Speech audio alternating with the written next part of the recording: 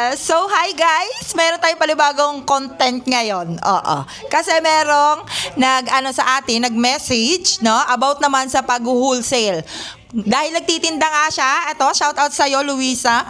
Emergency, kasi ang hirap kaya magpaliwanag sa chat. Alam mo yun? Kaya sabi ko, gagawin ko na lang content at gagawin ko siya ng video para doon sa kanyang tinatanong. Kasi nagtitinda nga siya ngayon ng mango tapioca. So, 70 pesos yung kanyang binibenta. And then, siguro may nasarapan, may gustong mag-reseller sa kanya. Mag-wholesale nga daw. Tapos, ang sabi niya, hindi niya alam yung wholesale, kung paano nga, yung mga ganung bagay. So, ayun yung tatalakayin natin for today's video. Sa wholesale, ibig sabihin, magandang start yan ha. Ibig sabihin, may gustong magtinda ng paninda mo. Diba? So, malaking bagay na kapag natuwa sila doon sa iyong product, is mas lalago yung negosyo mo. Diba?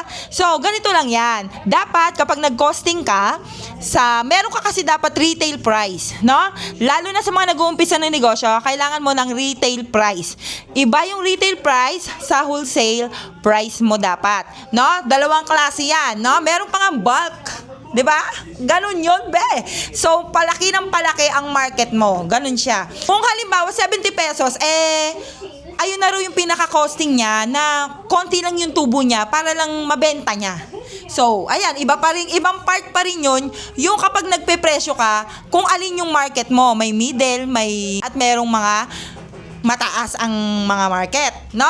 So, kung nag-wholesale at 70 pesos ang ibig sabihin, ayun na raw yung pinakasagad niya. Ibig sabihin, yun na ang pinaka-wholesale price niya. Ngayon, dahil sa mga buyer na gusto mag-wholesale o gusto mag-reseller, gusto yung paninda mo, so dapat meron siyang mababang price. Ganito lang yan. Kaya kapag nag-costing ka ng items mo, halimbawa, 50 pesos yung pinakapuhunan mo, kasama ng lalagyan, mga tinimpla, ganon.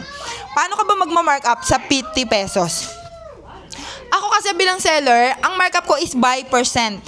No? So, kung siya nag-uumpisa pa lang, 50 pesos at 20 pesos lang yung tubo niya doon. Kung alam na magkatubo niya, baka mamaya 15 lang. Di sobrang baba na. Diba? Kaya hindi niya na maibigay pa ng mas mataas ang product. Kaya ang gagawin natin is talagang meron dapat na mas ahead yung retail mo. Kalagaya niyan, may mga client ka na gustong mag-wholesale. Ang wholesale kasi is may minimum. So, may minimum 6 at saka may minimum 12. Tapos may minimum papataas ang pataas. Hanggang tumataas, nagbabawas ka. 'Di ba? Ganon siya. Kumbaga parang mas maraming bumibili, mas nababawi mo naman siya. Ganon. Kaya hindi tayo naghanap buhay para pamigay lang, no? So, dapat may tubo talaga, no?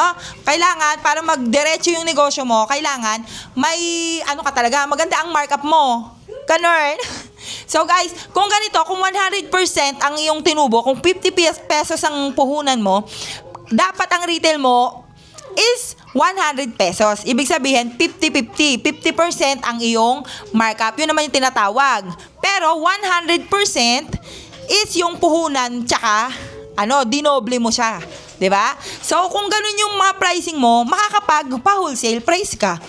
Pero kung sa feeling mo, nag-uumpisa ka pa lang, pwede yon. Magandang strategy. Yung mas mababa muna para mas maraming makatikim. Diba, be? So, ganito, kung may nag-wholesale at yun na ang pinaka-presyo mo, walang problema kung babawasan mo siya ng 5 pesos. Pero kung 10 piraso naman yung order niya, nalesan ka ng 50, pero hindi ka nahirapang magbenta, diba, be? Sa 10 tao, na siya naman ang willing magbenta. Ganun yun, be. Okay? So, sana nagigess mo to, Luisa ka. Inistorbo mo ko, nagpapahinga ako. So, ganun yun, be, ha? Saan mo pa siya ng, ibig sabihin, mas malaking bagay yun para sa kanya. Mas dadamihin niya ngayon yung order kasi nababawasan kada dadagdagan niya yung order niya. Ganun yung strategy doon.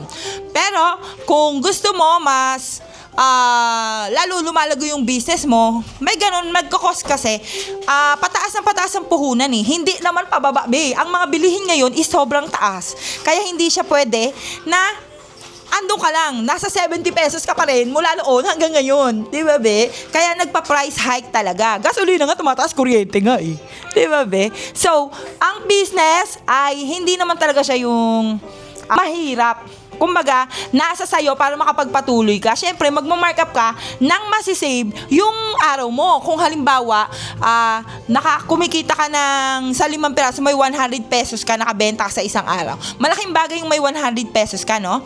Pero kung hindi ka mahihirapan kahit sa 100 pesos ayun ang retail mo, ay nabawasan mo siya ng 5 piso. So, 50 na lang yun sa'yo, pero 100 pesos pa rin, pero 10 naman yung kinuha niya. Na doble. Kumbaga, na doble. Ang gulo ko ba? So, ganun lang yun, B. So, sana nagigess mo to, Luisa ka? Ina-istorbo mo ako?